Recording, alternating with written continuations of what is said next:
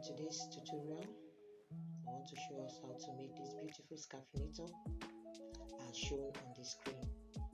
You are welcome. Let's move in.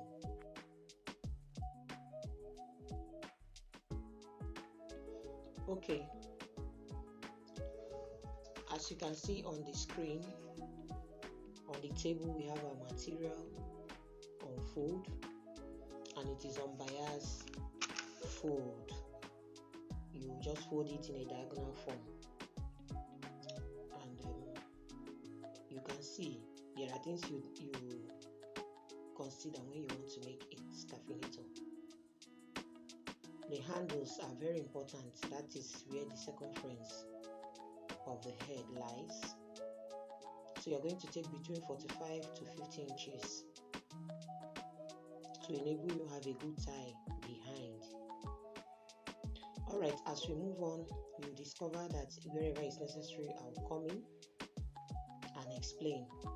But for now, just look at the screen and see it is detailed and explanatory on its own. Thank you. Now you also discover that I am pinning down the material to prevent it from shifting, and I'm going to take about 5 inches from the edge, and that is where we make our brim. So we take 5 inches across and we cut them out. Okay, you can see after the measurement, we are cutting out the material.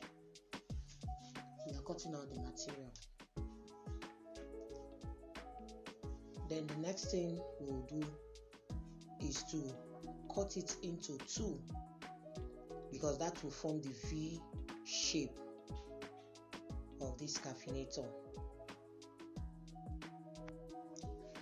Okay, after removing the V shape, the material that will form the V shape, the next thing you do is to measure out 21 inches vertically and 13.5 inches horizontally. It will be on fold for the 13.5 inches, but the 21 inches, it will cut across because it's vertical. Then after, if you look on the material closely, you discover that we have lines on them. We have 4 inches, 1 inch, 4 inches, 1 inch. What I simply did was to fold the 1 inch together and sew on it. That's making it half, and sew on it to create an effect on the reverse side of the material. So by the time we take away the 4 inches, 1 inch, 4 inches, 1 inch, and knowing that it's 21 inches, it will shorten the material naturally for us, and it will come down to about 16 inches or thereabouts, which is still good for the scaffinator. Okay, as you can see how beautiful it looks. We have come back from sewing. When you look at it very well, you discover that the reverse side of it, which is the right side of the material, is having 4 inches on the screen. Yes, the 1 inch now has gone in. You won't see it again, so it's about 4 inches apart, and that will create a very good effect on the material. So we are placing it on fold, and on that fold is supposed to be 13.5 inches. So when you spread it out, it will be 26 inches.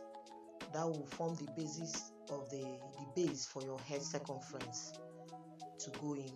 So when you look on the screen, you discover the 4 inches and the 1 inch. You have now seen how it looks like in from the inside. That's the wrong side of the material. So we are bringing another plain material because we want to cover what we did inside. We want to cover those lines inside, and at the same time give the material dexterity, make it look good and not inferior. So we are going to place the material. We are going to place it wrong side on wrong side, wrong side on wrong side. That's what we are going to do. We would have placed it on right side on right side if we didn't need to have anything to do again with the circumference. Remember, the first 45 to 50 inches we cut out is still there, and we have to attach it at the end of the day. So we are now placing it now wrong side onto wrong side. We are going to affix our pins and have a clear cut of the material, remove all the excess. If you are to use the same material to make your designs, all the excess we are removing will be extremely important for you. Remember, we used 1.5 yards of material to do this caffeinator, and you have to be liberal and generous with your material, or else you may not get exactly what you want. This is not like a stretchy turban that you can use even half a yard. In this one we are using 1.5, so we are fixing our pins so that we can have a good cut of the material under. Alright, let's move on.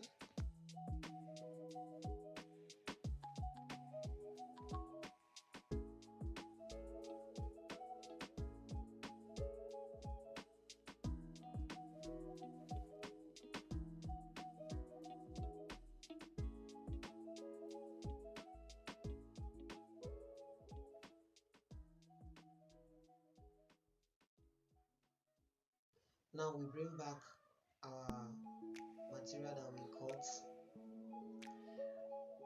On that material I have about 50 inches, 25 on each side. So we are going to place it on a V way. Look at what I'm doing. If you do like this, you may not have a good, it will be puffy. So you are going to blunt out that V shape to enable you have a correct V on your head. Now on a close range, can you see? You have to blunt it out. Let it become blunt, a blunt V and not a sharp V. So by the time we do it and you place it on the hair circumference, it will look neat and fine. Can you see it?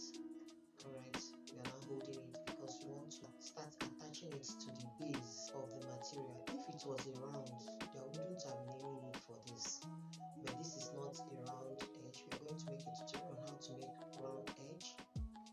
So we are going to go to our machine and fix it.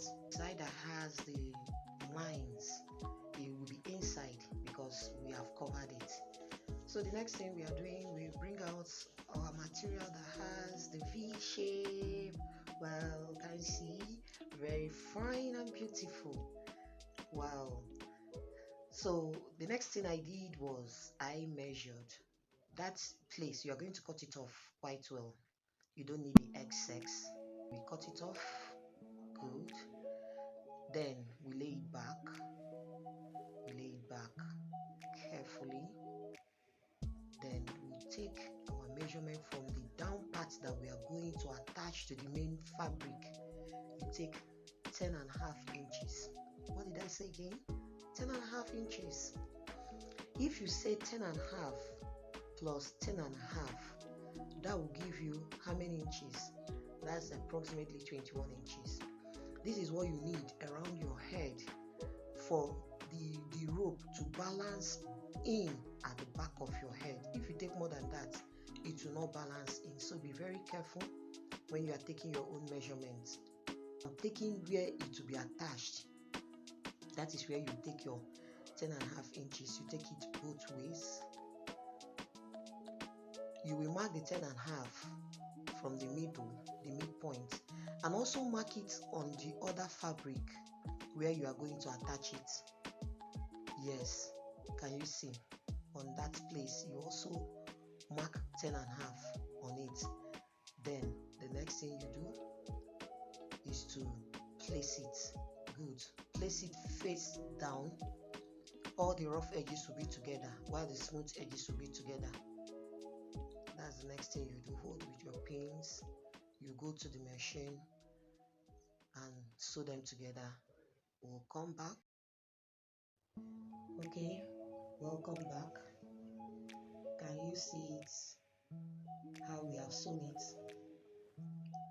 We have attached that first strip we made out of the 45-50 inches on the main body now, together with the lining that we use in covering it. See it on the mannequin. beautiful it is. Okay, so look at the space we left. That space will enable us, you can see, you can leave 2.5 inches there. It will enable you have a good tie at the back and enable the hair to be occupied, or the skull to enter the space when we close it up finally. So let's move on. So the next thing you do is to lay it on the table, and you are going to close up that space after you must have sewn it on the body. So you just turn it in and close it up so that the strip will now be complete. Then you lay it on the table. The next thing is, we are going to sew to close it up as a cap. So I am now taking the exact measurement I wanted. What I took there is 14.5. 14.5. Then I make a curve. So I'll cut off all the excesses that are not needed in this turban cap. You can see. So we are going to take it to the machine. After this, close on the strip and close it up. We are going to come and show us how we did it. Stay tuned, please. Okay, now we are going to make the design for the cap. You can now see the cap has been closed. So take it to a serge and run the weaving on the edges to avoid it from fraying. So you now see on the table, you see our mats. This is called a flat straw mat, and you'll see that I've already removed what I wanted to remove. I took 15 strips. I counted from the down. You can see me counting now. 1, 2, 3, 4, 5, 6, 7, 8, 9, 10, 11, 12, 13, 14, 15. Then I removed it. Remember, use needle and thread and close up where you cut it out from. Don't use gum. Just use needle and thread. Then the second one I'm counting about 10 steps, 10 lines. Then I cut it off again. These are the ones that will make up the design we are going to make with it. So you will see I'm trying to sever that point. I counted 10. I will sever it and bring it out as well. Good.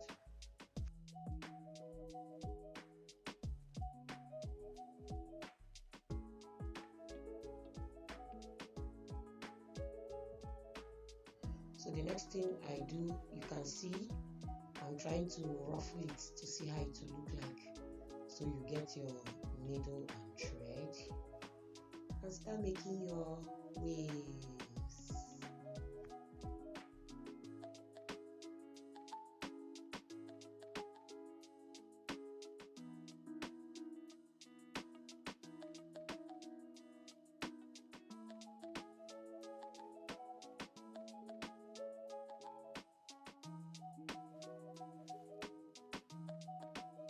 Okay, when we are done with the ruffling, you pick up your feathers.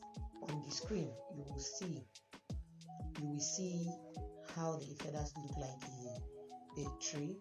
You see the one on the table, all of them were like that. I don't really know what they call these feathers, but it's something that you can manipulate. So what I did was to give it cuts at intervals to create that effect, but it was straight before.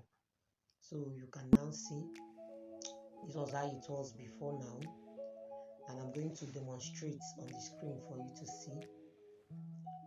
You now make some cuts. Yes, make the next cuts. That's how you make the cuts, and it will give you that effect.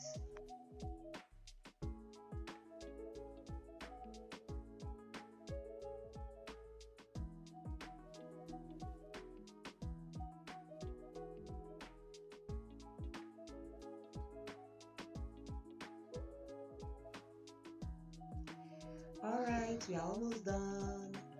So the next thing we are going to do is to assemble our feathers and start fixing them on the scaffinator. This is what you can do. At the time of filming this or recording this video, I didn't have lights. So what I did was, you can improvise. If you don't have a candle glue gun, you don't have the electric type, just light up your candle, then place the candle gun stick on the lights from the candle. It will melt it. That was exactly what I did, and I started fixing them one after the other. So watch carefully on what I am doing on the screen. This one, everybody can do it, anybody can do it. Have you seen? I was trying to make the feather stand, so I placed the second one. That's how I'll place. In all, I placed about 8 feathers, to create the gorgeous effects on the scaffinator. Alright, when it's necessary for me to say something, I'll come out again to explain. Happy viewing. Please remember to subscribe. If you are not yet subscribed to my channel, please remember to subscribe and press the bell icon for notification when I upload a new video. Beautiful.